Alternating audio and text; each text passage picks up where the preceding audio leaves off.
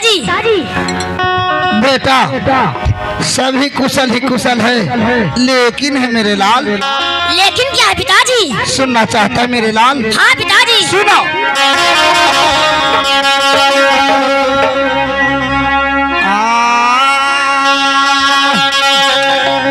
अरे माता ले बोलैला न बेटा, अरे रंगार महलों में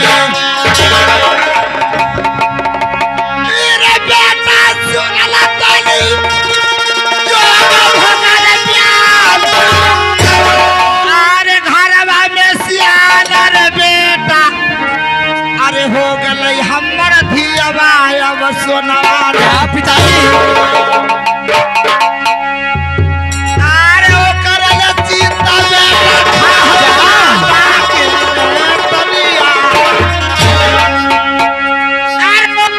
बेटा चिंता बेटा माता के खाई रे तनिया भेदर बताया रे।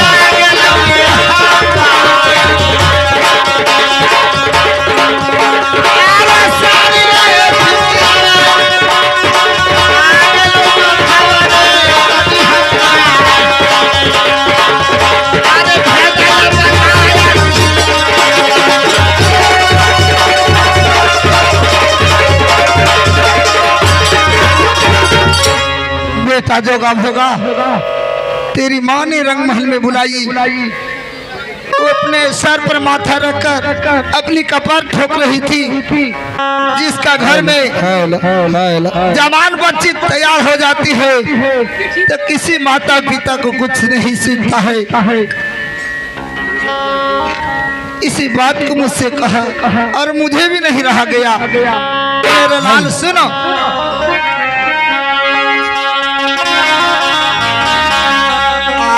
बहिनी जोगा बराबर बेटा, अरे ढूंढा का मनोर की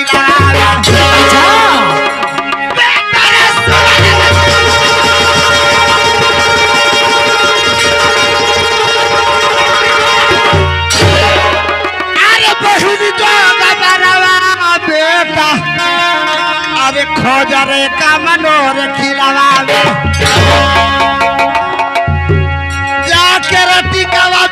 दारे चार हाल, अरे जाके लटी करे बेटा दानरे चार हाल, अरे भेदा ले बताया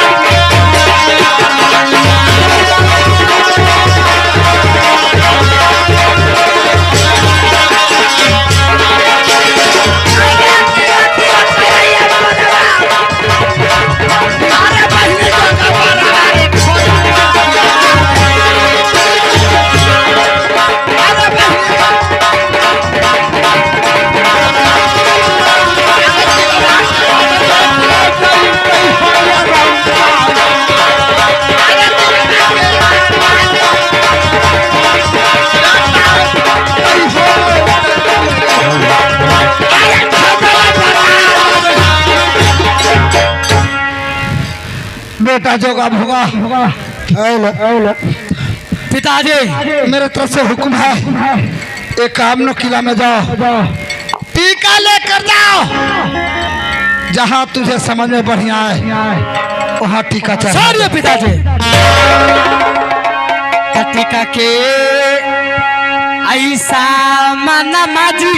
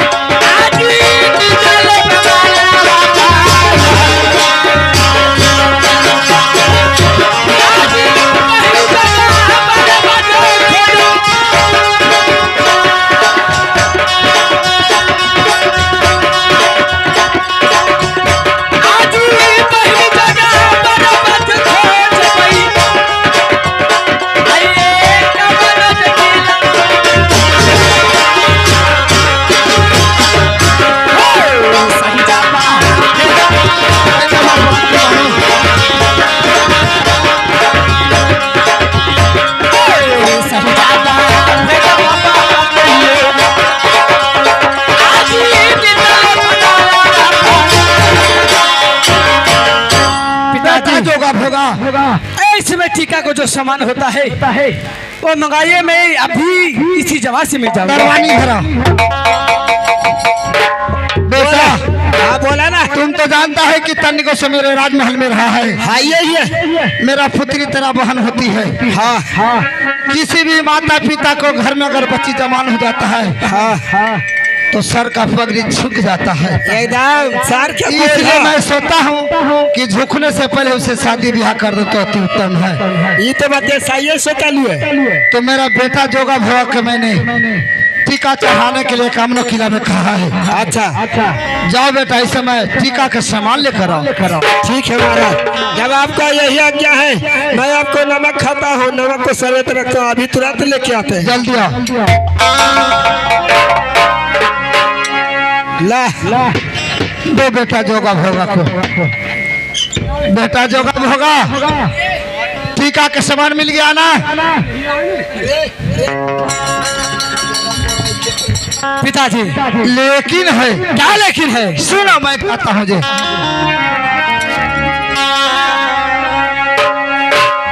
अरे सगरोले टीका बा चढ़ाई हा बेटा, बेटा बनो और किलावा। अच्छा बेटा रे सुनो,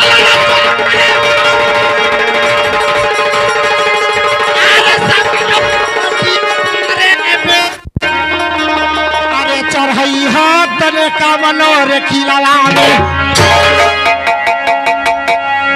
अरे राजा ले महावीर बेटा टीका ना बिहारे जान हाय। अच्छा,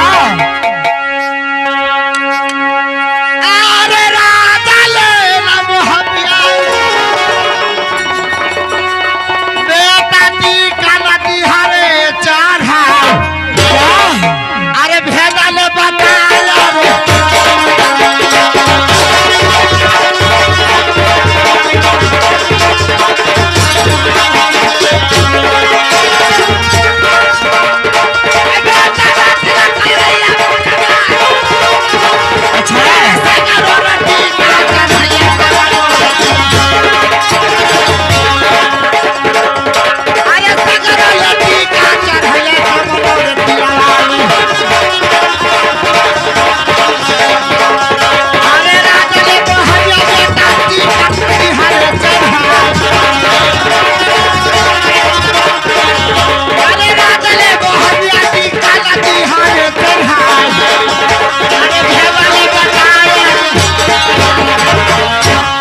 बेटा सारे टीका चढ़ा देना, लेकिन राज महबा में नहीं टीका चढ़ाना।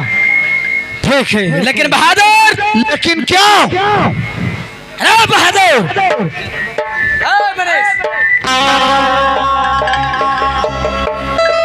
बहादुर, ऐसे में हमें कहना है कि जब हम लोग लड़ाई किए राजनीना में, जिस से जीत पाए उस में जहाँ जहाँ टीका चढ़ाए, हाँ जानेंगे उस टीका पर लिखना होगा। बहादुर कैची? पहले लाओ कॉपी कलम, ला कॉपी कलम लियो। हाँ लाओ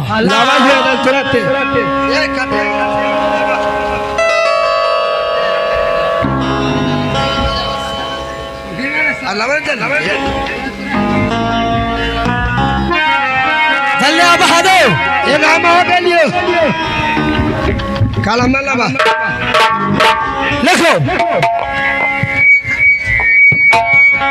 लिखो बहादुर।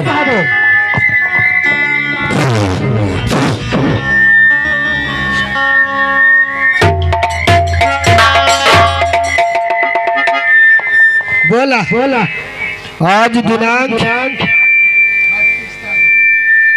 36 तारीख। अरे चंडाल के कैसा लाठी मारूंगा ना। 36 तारीख होता है ना हो 36 तारीख होता है। बताओ अभी या ना हो जी? कैसे होता है? 30 के बाद हाँ 6 वर में मिला दिली तक अरे चंडाल कहीं का। ठीक है, लिखो लिखो लिखो। आज दिनांक 6 2011 को मैं डेट दे रहा हूँ। बोला बोला। लिखो पहला लड़ाई जोगा भोगा से जो इस टीका को बिलवाएगा उसको साथ में उसको साथ में, हाँ लिखा है 18 ना थी। 3 प्रश्न है, हाँ जो कि पहला प्रश्न है जोगा भोगा से लड़ाई। अगर जोगा भोगा से लड़ाई जीत जाएगा तो दूसरा प्रश्न खुद राजा नेपाली सिंह अपनी लड़ाई लेंगे। अगर राजा नेपाली सिंह से लड़ाई जीत जाएंगे तो तीसरा प्रश्न एक आस धातु का खम्भ रहेगा, हाँ उस पर मछली का चित्र रहेगा, नीचे 80 मान का कड़ाह रहेगा, उसमें खल खल तेल रहेगा। जो लड़का अच्छा दूल्हा बनेगा एक छलान में उस खाम को कवाड़ते हुए मछली को चित्र गिलाते हुए अच्छा कड़ाह में कूद कर बच कर निकल गया, उसी लड़का से विवाह होगा, रानी सोना को विवाह होगा। शाबाश बहादुर, कलम खास करता हूँ। मोहर मारो मोहर मारो, मुहरमा मार दियो तब मारेगा ना तो इनके बापा लगा बिना मुहरमा कितना चलती जी नहीं चलेगा बहादुर। ठीक हो कहवे करा तो मुहरमा मारिए दे। स्याही है, सियाही है, हाँ है ये है ना।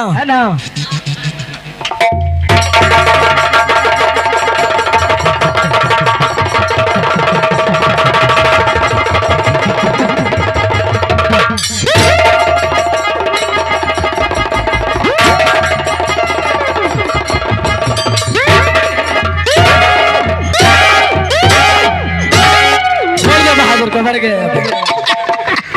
का हुआ रे, देखो तक कितना साफ कबाड़ गए। हाँ बहादुर, बिना प्रश्न न माल गया है। पहला प्रश्न ई तीसरा है। चलो हो गया हो गया ना, हाँ लाया बेटा ये दोनों भाई जाएगा, इसे साथ जाना, मन होगा तो ना मन होगा तो नहीं जाना लड़का देखने के लिए नहीं जाएगा तो ये रात में देखभाल करो। चल भाई भोगा भैया जी चलो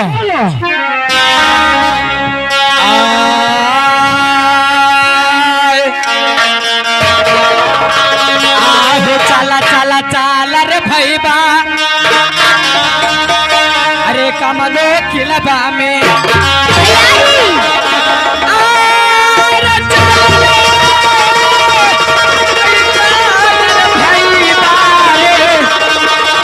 अरे कमलो रे किलबा में अरे बहिनी जोगा बराबर भैया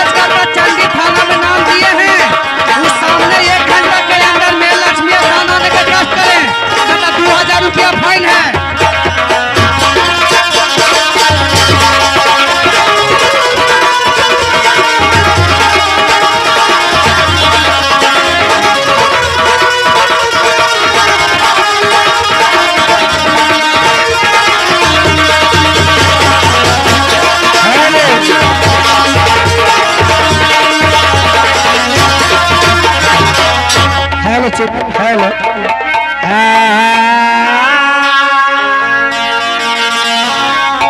हवा लागल का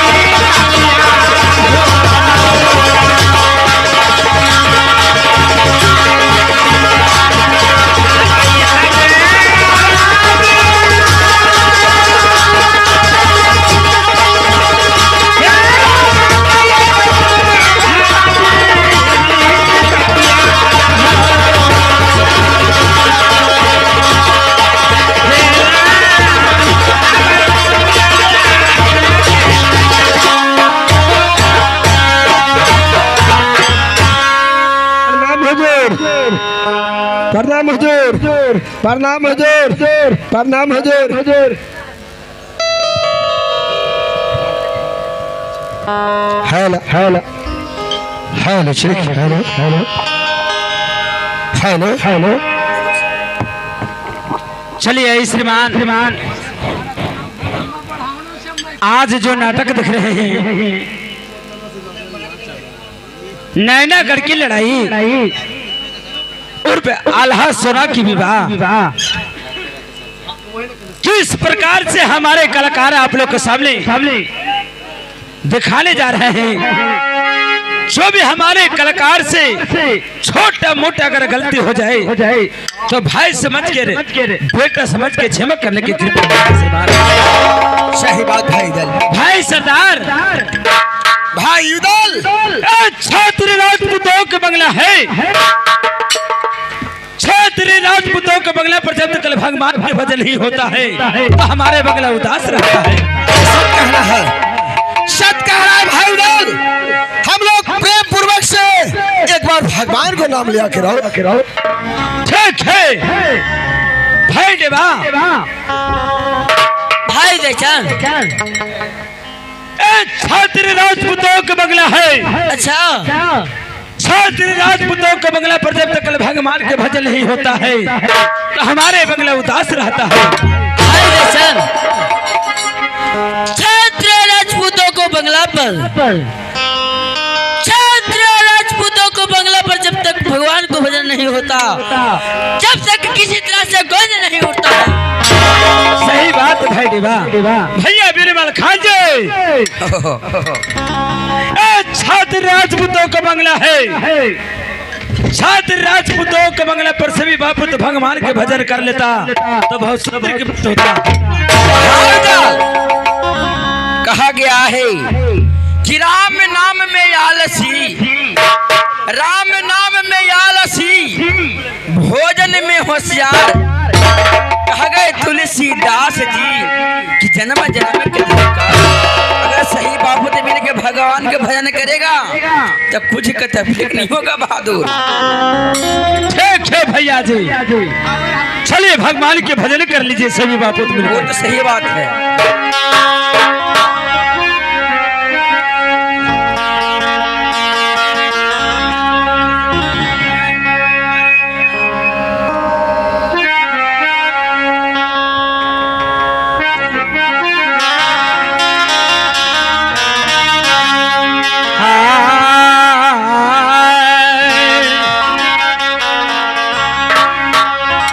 आज सुमरला करला भैया जी,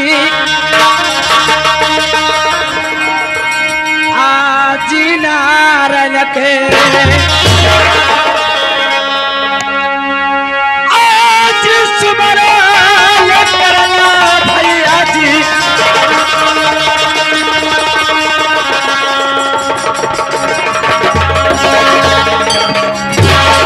आज नारायण के आज लिए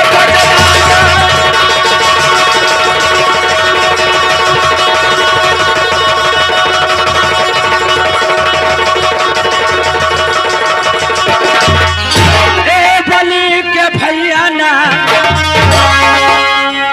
आज लिए आई बलि के भैया ना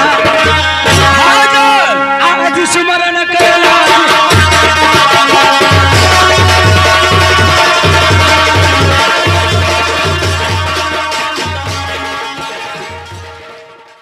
नमस्ते प्रणाम, मैं सिंगर हेमा कुमारी।